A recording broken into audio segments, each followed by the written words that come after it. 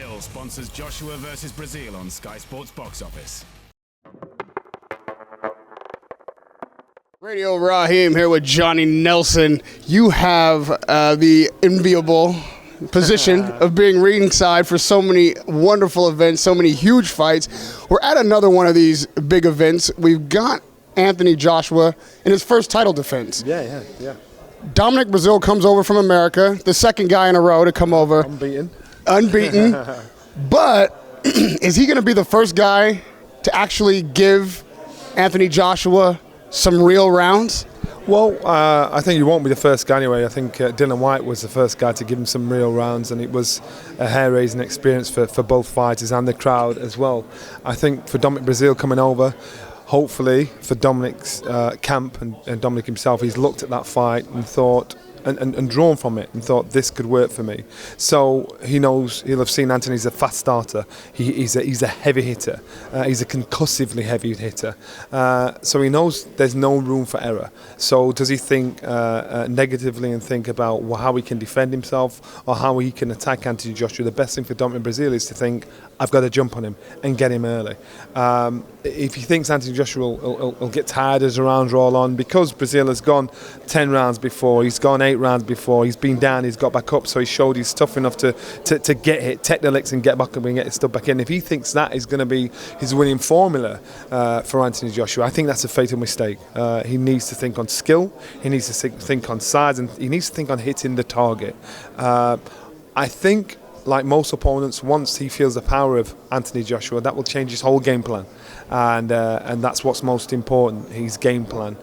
He looked, yesterday we saw him in an excellent open workout. He looked strong, he looked powerful. I've always said he's got fast legs. His feet, his hands aren't as fast as his feet, so he can get himself into position. That might be from doing the drills from the American football days. So he gets himself into position quickly, but unfortunately I don't think his hands are fast enough to work with his feet to shock an opponent. So footwork, I rate. Hand speed, I don't. Power, what I've seen, looks good. So he just needs to be smart about how he executes his job.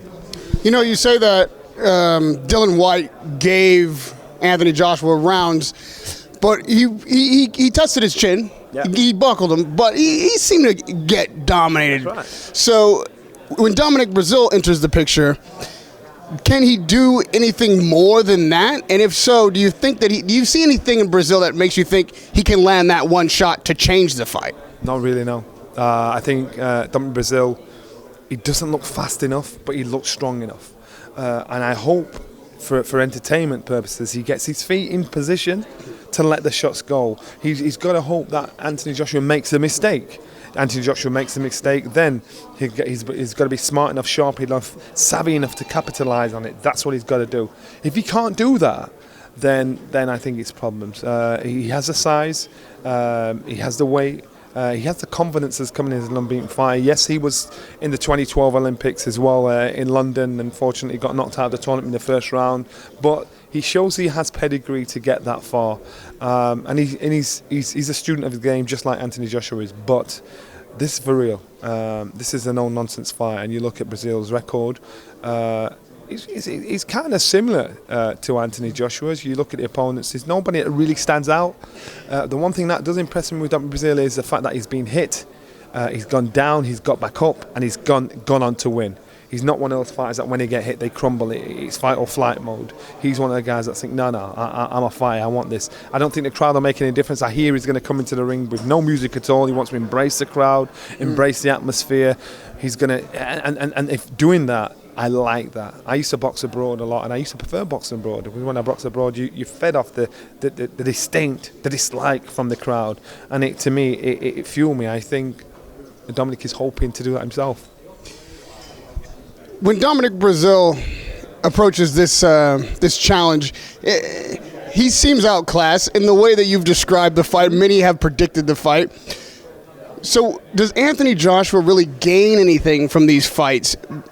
And considering that there's already the words like Deontay Wilder on his lips and this back and forth with Fury, and maybe considering taking those kind of challenges in the near future, is he ready? And do these kind of fights prepare him for that type of challenge? Listen, of course, this is his first defence, and we're not writing Dominic Breazeale off because Breazeale is dangerous. Any fight is dangerous. And heavyweight, one punch changes everything. So you've got to go through all shapes and sizes to get experience. Once you've got experience, that gives you wisdom. So Anthony Joshua needs these kind of fights because if he makes a mistake, hopefully he'll learn from that to make sure when he steps up to box with Tyson Furies or your Deontay Wilders, he'll have learned from the experiences, good and bad, to prepare himself for those fights to take him through.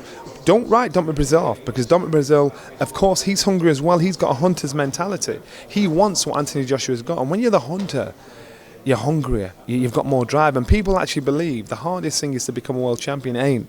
The hardest thing is staying world champion because you no longer have a reason to get up at stupid o'clock in the morning to go for a run or train 3 or 4 five times a day because you're now king of the hill, you're world champion. Whereas before when you're chasing that's your drive. So the hardest thing is now for fighters like Anthony Joshua, now they become world champion, to get that motivation to go on. And then when the few fighters are able to do that, to win world titles, defend, unify, and step up again, they are the special fighters. So we will not know how special Anthony Joshua is until after Saturday night, maybe after his second defence if he gets through Saturday night, because then we'll see how his hunger is, see how his thirst is, see if his thirst has been quenched now, has become world champion. Because if you make that your pinnacle, it's very hard to motivate yourself after that. So it's not just about what we physically see, it's about what we mentally see, how we mentally see a fighter deals with becoming a champion. So it's harder staying world champion than it actually is becoming world champion, and only a champion will understand what I'm saying. A champion that has proved his mettle in just that way, who stayed world champion in spectacular fashion, is Triple G, Gennady Golovkin. And on that stage today, we saw a guy looking to climb that hill. We saw Chris Eubank Jr. saying that after this fight with Doran, assuming he's successful, Triple G is next. That's the fight they're chasing. Is that a wise decision? You know what? Yes, it is. I'll tell you why. Because we are thinking like civilians. We're thinking, are you crazy? You're going to get hurt. Eubank is 26 years old. He's come through. He's hungry. He's got a hunter's mentality. He obviously sees something we don't see. He obviously sees holes and a capability of winning GGG. We don't see. We're thinking like civilians. He's thinking like a fighter. His father's thinking like a fighter. And it's only people that do this, that think out of the box, that are capable of achieving upsets, achieving mouth gasping feats when you think, wow, how's he done that? Because they see something we don't see. They see above the clouds. They see further than us. We can just see what we see in front of us and we think this is a hard task, and it is a hard task. But for Eubank Jr. to talk like this, good. I'm glad because he's hungry. He has desire. He has ambitions. And so yes, this is like a gnat him having to fight Tom Doran. But if he has a dream like that to fight Gennady Golovkin, you've got to give him that. You've got to give him the props. I mean, if he can't see what he sees, it's not his problem. That's our problem. And if he manages to achieve it somehow, then we're going to say, wow, this guy's a Svengali because we couldn't see that coming. So you've got to give him respect for that desire, that hunger. It's not about the money. It's nothing about the money to me. This is his life. This is his sport. This is what he wants to do. It's not a stupid wish. Any fighter, if they got the chance to fight certain fighters, they say yeah. But he has been chasing Gennady Golovkin. He's the one that says, I want this fight. Come on, give me this fight. I'm quite sure there's many other fights out there that he could have taken. Easy pass out there that he could have taken in the meantime before he fought Gennady Golovkin. But in his deal with Matchroom, he said, the only way I sign with you is that I get Gennady Golovkin in my third fight. If I don't get that fight, this deal's not happening. So he's the one that's chasing Gennady. He's the one that has a desire for this. So this isn't an opportunity that's fallen in his lap. This is a desire for him. So he probably just sees things we don't see. Well, he clearly sees himself victorious in the fight, and you have to respect his guts for insisting on the fight. You say it's a good decision, but is that the same as saying he's going to win the fight? I'm saying he can win the fight. Listen, there was a guy some boxing fans will know this guy. His name is Harold Bomber Graham. He's from England. And at the time, Marvin Hagler was on the scene. Marvin Hagler was around, and Harold Graham was trying to get a fight with Marvin Hagler. And everybody on the outside said no chance, Harold Graham will get slaughtered. Harold Graham was from my gym.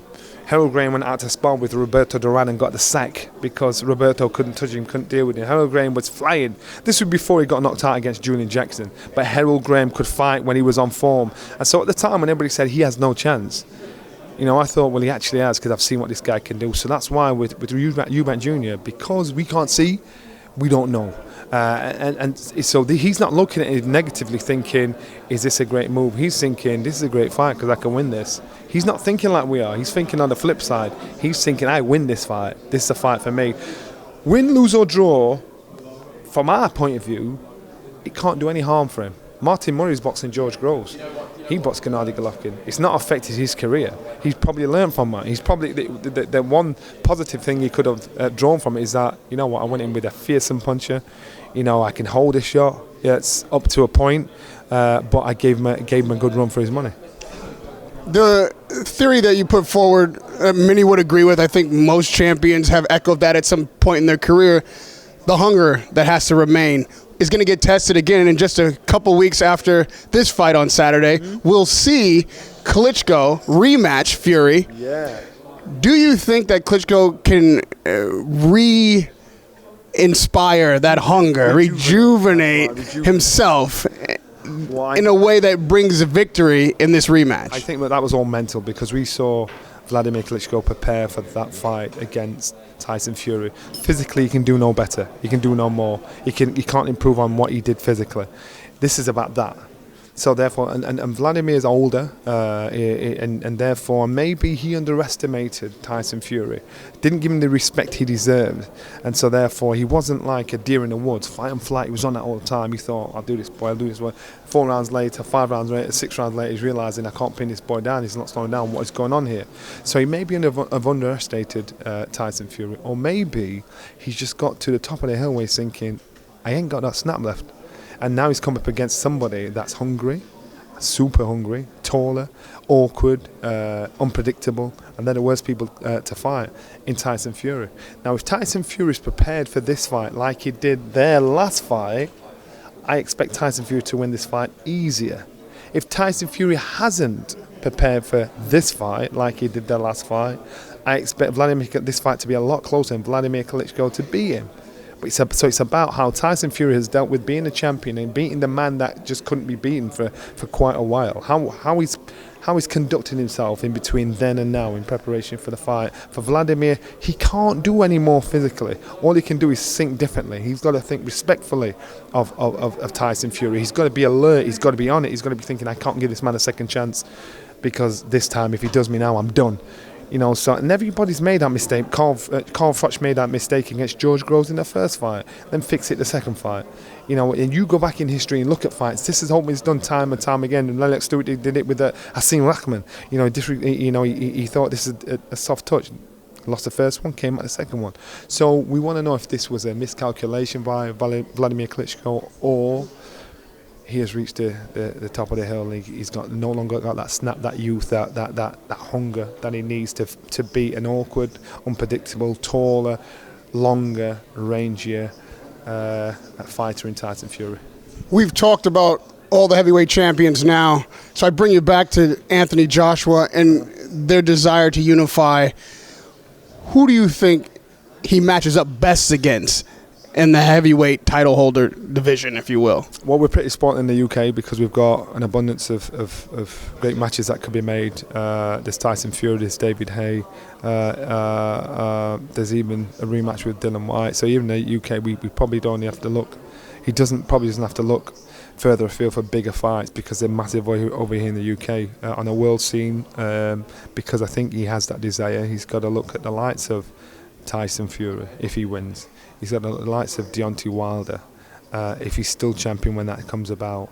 Who's he got the best shot against? I think he's got the best shot against Tyson Fury because Tyson Fury knows this is good business. Tyson Fury is the man that you can't question because he beat a man. So Tyson Fury, of course. Deontay Wilder is wild by name, wild by nature, unpredictable. He lets the shots go. He's uncouth. He doesn't look tidy. And I must admit, and I'm a fan of Deontay's. I think since winning a title, he's become more safer. He's become more cautious. He's probably, we call it 3 smart. He's kind of outsmarting himself, where he's not the fighter he was, and he looks, you think, wow. You know, you're seeing chinks, you're seeing weaknesses, you're now criticising what he's doing, whereas before, as a hungry fighter, you thought, man, I like this guy because he's just like, he's on it, he's an animal. But now he's got it, he's just trying to hold on to it, that title tight, and he's just being super safe. He needs to either be able to revert back to the old Deontay Wilder before he became champion, to make people fear him and think, wow. Or it's just a matter of time before that title is snatched away from him somewhere, some form, somehow. So, but for Anthony Joshua, I think his best option is to fight Tyson Fury, because these guys are familiar with one another. These guys, I'm sure they've shared the ring with one another. These guys really believe, you know, it's in touching distance to think, I can do you. You know, that's how they're thinking. Before I let you go, there's a fight that's just been made officially for November 19th. A guy who many people still regard as the #1 pound-for-pound fighter in the game, Andre Ward, is facing Sergey Kovalev. Yeah. I'd like for you to break down that fight and give me a prediction. Wow. That's a toughie. I'm going to go, because the way I've been brought up, I'm going to go with the skill of boxing. And the skill of boxing, Andre Ward, he's the one that exhibits that. He's the one that shows. He knows old school tricks that only old school trainers know. And he's got that in Virgil Hunter. Inside work, outside work, boxing ability. He's young enough, he's fresh enough, he has the energy and the strength to be able to deal with the onslaught of a crude, strong, aggressive fighter. And that's why I would tip him to be able to outbox, outfox, outmove, outmaneuver, frustrate, and really do a good job. If he's on form, on point, I expect him to win on points. If not, a late stoppage. But points would probably be what I would go towards. I always learn something when I talk to you, man. This is no exception with the sweet scientist, Johnny Nelson, Radio Raheem. It's always a pleasure, sir. We'll see you fight night.